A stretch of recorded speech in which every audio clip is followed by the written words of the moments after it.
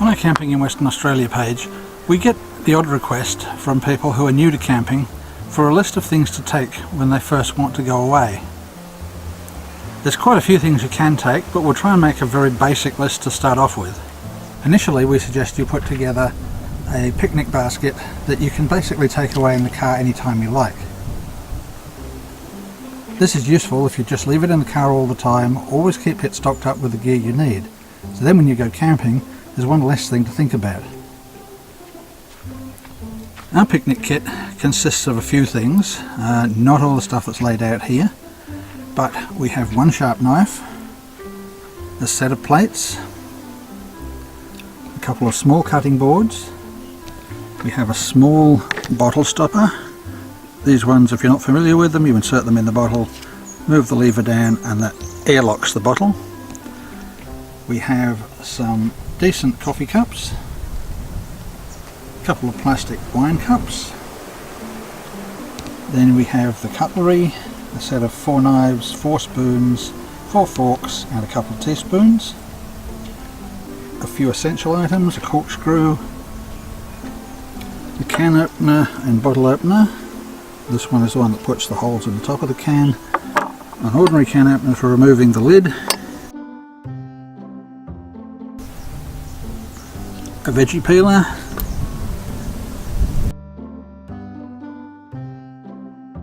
we also take a small cleaning brush and dustpan. We also have a bigger broom for camping that we take, but this is just the basic kit to start off with. Then things like surface spray, fly spray and personal insect repellent. In the tin over here, that's mosquito coils, useful in some areas, a torch for emergencies, and other things we take that are not in the picnic set include camping lights. We're not going to suggest any particular brands here. If you want to know our thoughts on different brands, go to our page on our main website, which is our product reviews page. Other things we take are a set of decent sharp knives. We have a folding water container as well as our main water containers. This one can sit in the car as long as it's out of the sun, and you can use it whenever you need it. Cooking gear, very basic, small pot, fry pan. We do bring other stuff, but this is our basic kit. And the cooking utensils, plastic spatula, mainly for the pans over here which are non-stick, we don't want to scrape those, and we have a couple for barbecues, and we also have a barbecue set of tongs.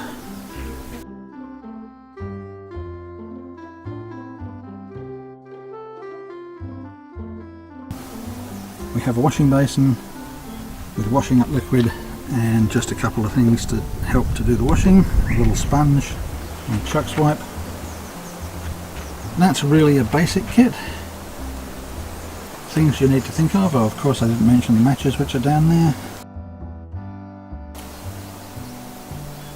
We don't always need matches because a lot of things are self-igniting these days, but it's always good to carry 1 or 2 boxes of matches spared just in case something fails. Moving on from the very basic kit, we also carry one of these hot plates. This is really good if you don't want to use a barbecue somewhere. You can always put it on your cooker. It's double-sided, acts as a decent little barbecue, not a bad size. It will collect any grease which you can clean up easily. It doesn't go all over the top of your cooker. Okay, a kettle. You don't have to take a kettle, but we like kettles because they alert you when they're boiling. You don't tend to forget about them. Small gas bottle. You can take whatever size gas bottle you like. And of course the cooker itself. This is a 3-burner. As we've shown you in one of the other videos, 3-burner stoves are a bit of a con. You really can't get 3 decent sized pots on one of these stoves. Okay, the camp kitchen, which we've also shown you on this video. Fairly important to have a decent cooking stand. Difficult if you're playing around with one table and moving things here and there and trying to get enough space. Try and make sure you've got a reasonable amount of space without taking up too much room. Underneath, crab pot and a large cooking pot. We do have a separate table. In fact, we have two separate tables. Just a very simple fold out, cheapy version from Kmart. They're not bad. This has lasted for years and years and years. We have a smaller version over there that we use as a side table. We put that between the seats when we're sitting out in the evenings. Chairs are the next thing. You want something comfortable. The chairs we've got are just little cheap Kmart chairs, but they're not the ordinary fold-outs. They do have decent armrests on them. They have a full back, so your back doesn't get cold if the wind is blowing. And one of the most important things is this leading edge down here. Don't get chairs that cut off your circulation. These are flat. They're very comfortable. Don't get things that cut off the circulation in the back of your legs. A lot of cheap folding chairs are dreadful and do exactly that. We also carry a bucket. Buckets are very handy. You can see there's a rope attached to that one. The reason for that is if you're up high on a riverbank and you can't get down to where the water is, you can always throw the bucket down, let it sink and drag it up with the rope. We've done that quite a few times, especially in places like Dwelling Up and Honeymoon Pool. If you're going camping, of course you need some kind of shelter. It doesn't have to be as big as our tent. They range in size from little swags that you roll up and chuck in the back of your ute to tents that are probably twice the size of this. Take what you're comfortable with and what you've got space to carry. One thing we do advise is take a tent that is as big as you can comfortably carry, especially if you get caught in wet weather. Camping in wet weather sucks, and the smaller your tent is, the more uncomfortable things are going to be.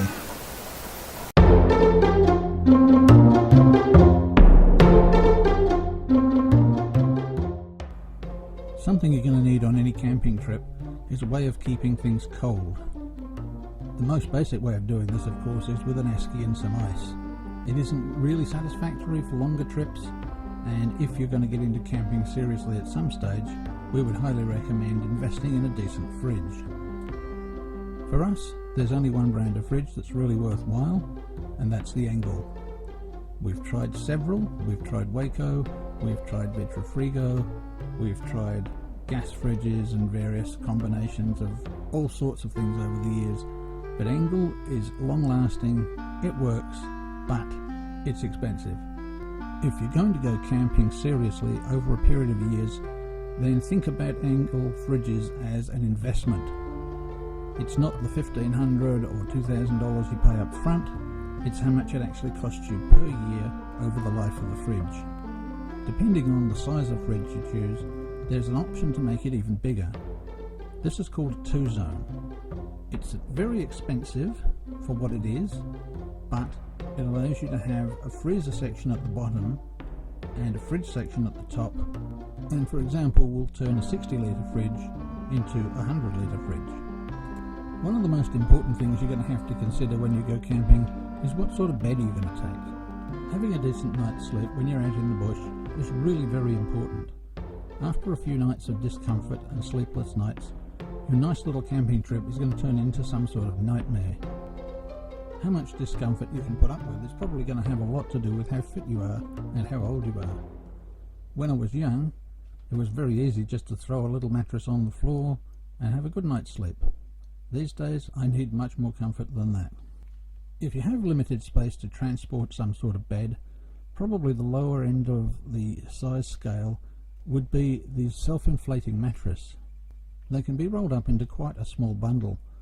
At least the single ones can. The double ones are quite large and cumbersome. These days we don't use these self-inflating mattresses on their own. We find them just too hard.